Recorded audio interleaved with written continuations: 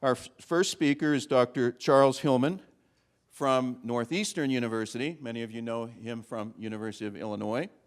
And the title of his talk is Run for Your Life, Childhood Physical Activity Effects on Brain and Cognition. Dr. Hillman.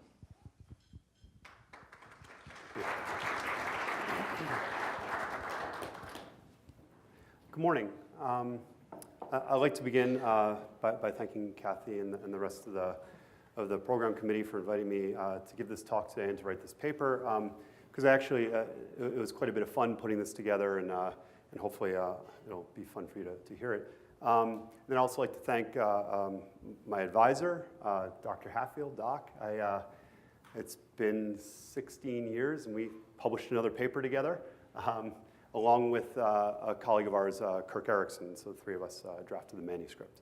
And so with that, I want to begin with just one slide saying that we all know that there's this trend for increased physical inactivity in Western culture. We know this is a pandemic across society, and that we're not at the sort of end stages of it, but that it's forecasted to continue and actually increase over the course of the next several decades. And inactivity is considered the fourth leading cause of non-communicable disease. And so that's my quick intro into the rest of my talk, which is divided up, as I was asked to, along the lines of the history of physical activity and cognition, the current state of research, and then future trends. And so with that, I think any good historical talk on physical activity and cognition in kids should begin with pictures of kittens. I present this slide from the 60s. It's held in Hein because I want to point out that the work in physical activity and cognitive development has actually been around for quite some time. We've just chosen to think of it as a more recent field that's emerged. And actually, this study here was pretty interesting in that they took these kittens, they reared them in dark except for 3 hours a day, and during that 3 hours a day, they had them explore this environment. And as you can see here, one kitten was allowed to explore the environment using their own 2 legs, their own free will, or 4 legs, sorry, their own free will, and they could explore as they felt they needed to. The other was placed in this gondola and passively was allowed to explore the environment based on the opposite of the active kitten. And what they found was after the course of 12 weeks that the kittens that were passively exploring their environment didn't develop their visual behaviors in the same manner. And that led Held and Hein to conclude that these findings provide convincing evidence for a developmental process, which requires for its operation stimulus variation concurrent with and dependent upon self-produced movement. And so it's one of the first examples that tied physical activity with brain development. And so I'm not going to talk very much at all about cognitive aging because Teresa, who speaks next, is going to do that. But I do want to point out 2 quick studies that I imagine she may cover or may not. I don't know. But the first is the work of Juanine Sperduso, and she conducted a number of studies. In fact, she was the first to take a programmatic approach to this area, and she demonstrated that older active adults had better task performance during simple and choice reaction time tasks compared to older inactive adults, and that they were not much different than young adults, regardless of whether they were active or inactive. Years later, my colleague Art Kramer, who also is now at Northeastern, he showed that this effect was both general and selective, and that we saw it across different aspects of cognition, but that it was selectively greater for tasks and task components that required greater amounts of executive control, prefrontally mediated aspects of cognition. And then relative to kids, there's been a wealth of work that's popped up in the area of physical education, physical activity, academic achievement. And so some of the early work out there that really shaped the field was that of Jim Salas and Tom McKenzie, who had Project Spark and showed that a health-related PE class that required twice the amount of time as opposed to standard PE actually didn't relate to any differences in academic performance. And that was a good thing because it showed that despite spending twice the amount of time in non-academic, that is physical education, minutes per week, they showed that it had no effect upon academic performance.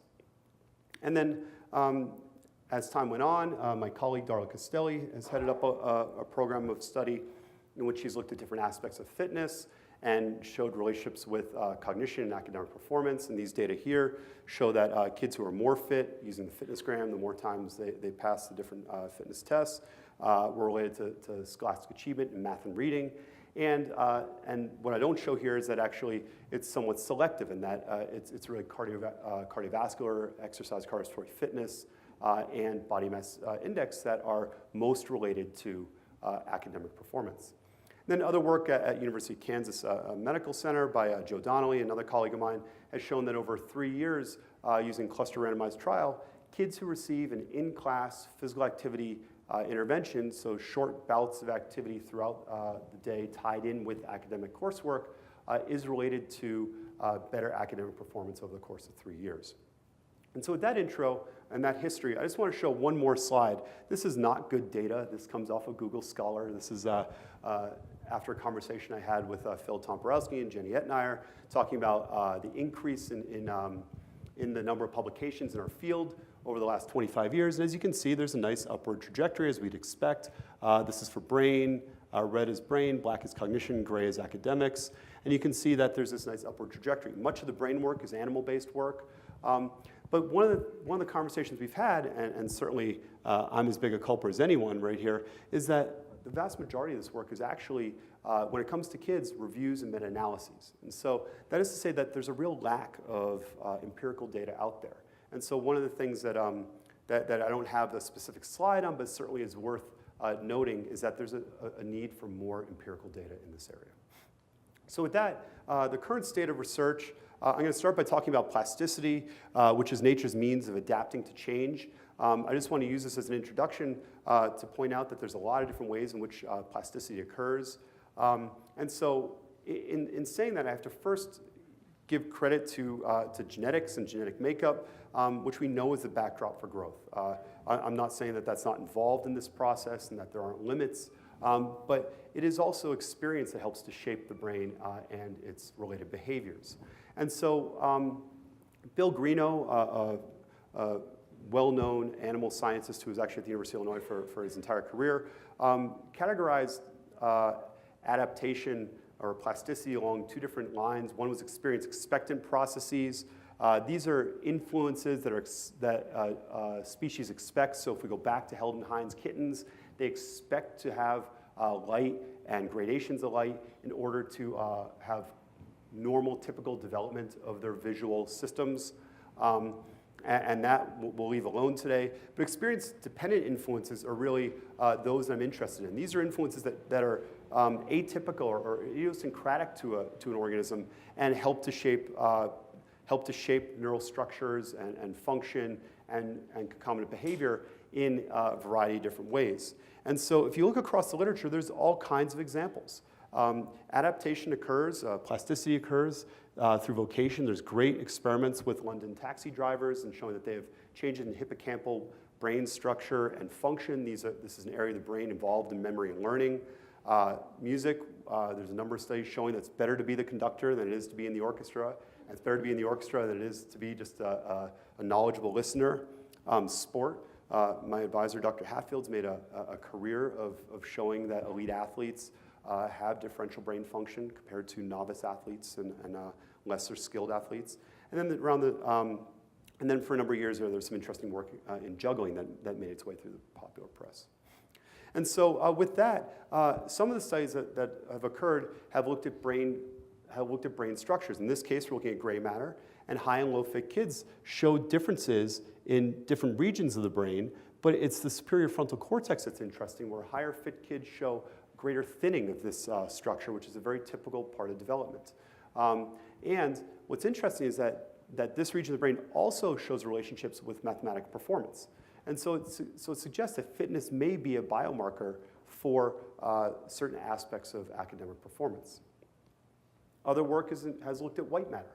And white matter integrity is an important part of brain development and neural health. White matter is the myelin that's used by neurons to speak to one another and allows them to communicate. And when you look at high-fit versus low-fit kids, you can see that across a number of different areas, corpus callosum, superior coronal radiata, superior longitudinal fasciculus, and so forth, all show differences in the integrity of white matter structures. Now, getting closer to cognition, other work in my laboratory has looked at specific structures. And so, for instance, we're interested in the hippocampus, because as I mentioned before, the hippocampus is integral to memory and learning. And what we found is that higher fit kids have greater volume of hippocampus. That is, that bilaterally they show larger hippocampal structure. And when we engage children in tasks that either tap the hippocampus or don't tap the hippocampus, so hippocampal dependent and hippocampal independent type tasks, we see differences that are selective. So in these relational memory tasks that require the hippocampus to come online, we see that high fit outperform low fit. But when the hippocampus isn't necessary to perform the task, such as just an item recognition task, we don't see that relationship. And further, when we look at the relationship between fitness and task performance, we find that's mediated by hippocampal volume. Now, brain function is also important. We find differences with fitness. I imagine Teresa will spend a good amount of time talking about brain function in older adults. And here's some data that shows that if we look at prefrontal cortex, what we see is that children who were placed in a 9-month intervention, physical activity intervention, from pre-test to post-test showed a decrease in activation of prefrontal cortex compared to kids who were in the weightless control group over that 9-month period. Interestingly, these are young adults. And so what we're seeing is a more adult-like activation pattern in kids who've engaged in a physical activity intervention. And there's also differences in performance on that task as well. Now with that, the vast majority of my work over the last 9 years has been in collaboration with Darla Castelli, Ellen Evans, and others who have, where we've gotten together, we've conducted a randomized controlled trial with children called the Fit Kids trial. And this intervention has kids come to our lab after school, goes to our intervention site after school. They perform 2 hours, they're with us for 2 hours. They perform 70 minutes of moderate to vigorous physical activity in an intermittent fashion. And we look at differences in brain function, cognition, and whatnot from pre to post. And what we see is that following the intervention, these are change scores, kids in the intervention show greater activation. This activation is representative of attention allocation. And so kids are allocating more attentional resources following this intervention compared to kids in the weightless control group. What's interesting, though, is that we only see it for tasks or task conditions that require greater amounts of executive control. Those aspects of cognition that are prefrontally mediated, that require the prefrontal cortex and its associated network to come online. When we look at their performance, we find that they perform better from pre-test to post-test than kids in the weightless control group. Everyone shows improvement. Probably they've seen the task before, they're 9 months older, but that those in the intervention perform the task better. And when we look at the relationship just in the intervention of those kids who attended more frequently versus those who attended less frequently, we find a nice dose-response relationship across some of these brain function measures, as you can see here, and some of these task performance measures, behavioral measures, such that the more they attend, the more benefit they derive. And other work from Katie Davis and Phil Tomporowski at the University of Georgia have shown similar trends with volume, but not in terms of the number of their attendance rate, but in terms of the amount of minutes they spend in the intervention. They're in the control group, they get a low dose per day or a high dose, and kids in the high dose perform better on executive control and math achievement compared to those in the low dose compared to those in the intervention. So this, while we haven't quite jumped into future directions, certainly the dose response piece is one trigger, one future direction. These are a set of triggers that would suggest that this is a future direction that we need to explore over the next 5 to 10 years. And I threw these in because they were shown last night.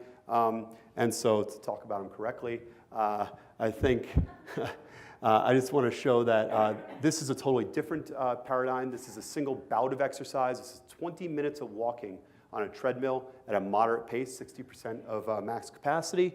And what we see is that kids following the 20 minutes of walking versus when they're resting for 20 minutes seated quietly, we see increases in the allocation of attention, We see increases in task performance, which I didn't show here. We see faster processing speed, which you can derive out of these waveforms. And we see better academic performance. And so following that 20-minute bout of exercise, we find that kids perform better in reading and arithmetic compared to when they sit quietly for 20 minutes. Also not pictured here, we've replicated these data and published them with children who have ADHD and show similar effects. And so with that, I'm going to spend the rest of my time talking about triggers and signals of future research. And so I think the first, I'll start out with the low-hanging fruit. I think it makes, I don't think you have to be a cognitive neuroscientist to know that one of the future directions is going to be imaging, right? As our imaging tools develop, we will learn more. It's pretty straightforward. So far to date, you can find papers using a whole host of different imaging techniques, measuring a whole host of different aspects of brain, both from a structural and functional perspective. I'm going to focus here on white matter microstructure for just a minute so I can give you, it's not just low-hanging fruit, but I can actually show you what's going on over the course of the last couple of years. These are the images I showed before. You can see it's sort of a sloppy, messy way of coloring in different structures that show differences in brain between two groups of individuals. Just in the last 2 years, my group at Illinois, they've gotten better at this. You can see that they're actually getting more detail in these structures as they image them. And this is where we're going. These are the newest data coming out right now. And you can see that we're able to really map. I didn't get a single ooh or ah. Like, this is the coolest slide I have. And so, these are the structure. You can see that all these white matter structures are being imaged throughout brain in ways in which they actually occur in 3D space. And so I think that to be able to get at that level of detail is obviously with newer software and analysis going to allow us to learn a lot more and not just sort of broad sweeping differences in particular structures. And so I think more recently, there's been a number of papers that have looked at physical activity and fitness and sedentary behavior, and this is a clear trigger for future work.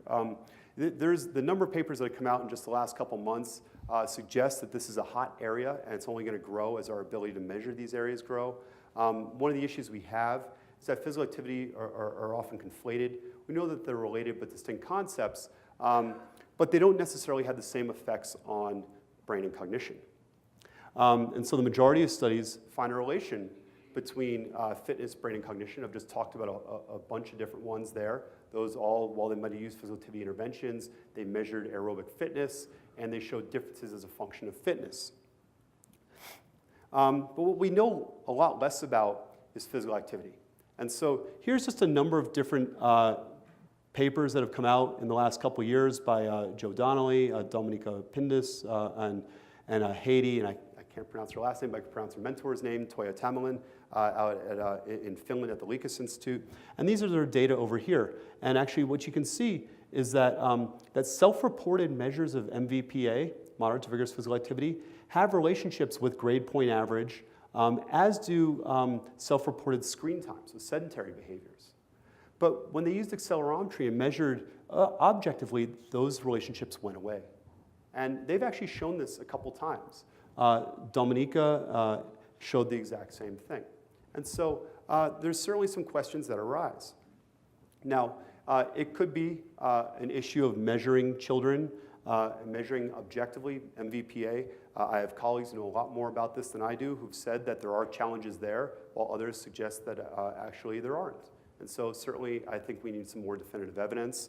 But then also, there's other technologies coming out, such as smartphones and GPS. I sat through a lecture in Copenhagen a couple months ago where they had attached a GPS to dozens and dozens of kids in a school district and showed where they all scattered to on a map after school. And they could figure out just how active they were based on how much they were moving around the city. And it was actually very cool data. And I imagine that as that becomes more routine, that we'll be able to relate some of that to other health outcomes. And so with that, I think other triggers have to do with synergy with other health behaviors. We know that with inactivity, we also have an obesity crisis on our hands. These are data from my laboratory showing that healthy weight and obese kids have different allocation of resources during processing of a cognitive task, and that healthy weight kids outperform obese kids on this task. Other work has shown that increases in central adiposity are related to decreases in task performance on academic achievement tests of reading, spelling, and arithmetic.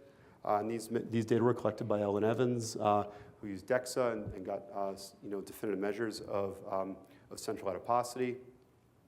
And if we take that a step further, there's now work on metabolic syndrome showing that kids who have a single symptom of metabolic syndrome, one risk factor, have poorer performance than those who have no risk factors.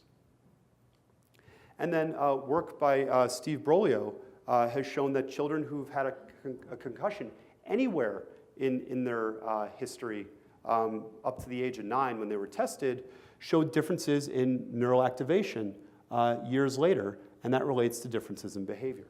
And so tying physical activity into a lot of these different health outcomes is going to relate to certainly more knowledge about health behaviors as a whole. And just to give you a couple more, here's some data on diet, looking at healthy fats, omega-3 intake, and saturated fats, unhealthy fats. And what we see is when we look at that hippocampal that hippocampal memory test again, we can see that with an increase in hippocampal memory with increases in omega-3 fatty acid intake and decreases in hippocampal-dependent memory with increases in saturated fat intake. And what's interesting is that in this particular study, they parceled out the variance associated with fitness. And so they accounted for other health behaviors. And then some very, very new work in my lab has started to look at hydration in kids, showing differences in brain activation and some differences in performance. And we'll see where that goes. And so it would make sense that not just diet, but also hydration would have some relationship with brain as well. And so with that, I think the next couple slides will end it in which I'm talking about the link between laboratory and classroom. One of the things that I'd like to point out is that to this point, laboratory's pursuit has gone one direction, academic and school-based has gone the other. And so what we have is we sort of have these two research threads that don't get together very often. And one of the things we need to do is we need to bring these two together. So we're actually able to find laboratory-based examples that can be implemented in the real world in schools and demonstrate that they're efficacious. And so I'm not going to go into too much detail here, but certainly 2006, there was a number of papers on either academic achievement, GPA, or classroom behavior. And for a while, that's where the field has sat, until recently, where other groups have come along and looked at other aspects of physical activity or fitness or skill development. So this is work by Timo Jakala in Finland, who's shown that, that motor skills in 7th grade have a relationship to motor skill in 8th grade, which has a relationship to academic performance in 9th grade. And other work by Eero Haapala has shown that kids in 1st grade, when they come in with lower motor performance, still have motor performance by the 3rd grade, and that this has a relationship with reading fluency and arithmetic.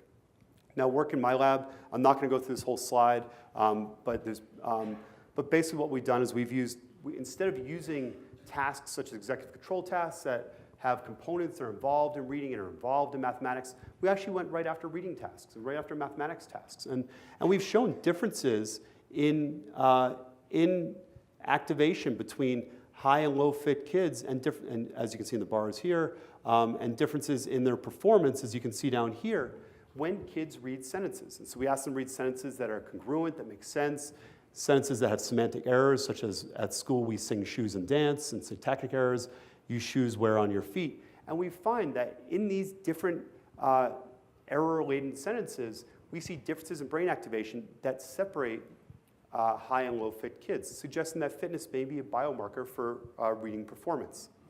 Same in mathematics. I'm not going to go through it, but when we ask kids to perform mathematic tasks, arithmetic tasks, and the answers are either correct or incorrect, we find differences in brain activation, and these brain activations differ as a function of fitness, as does performance.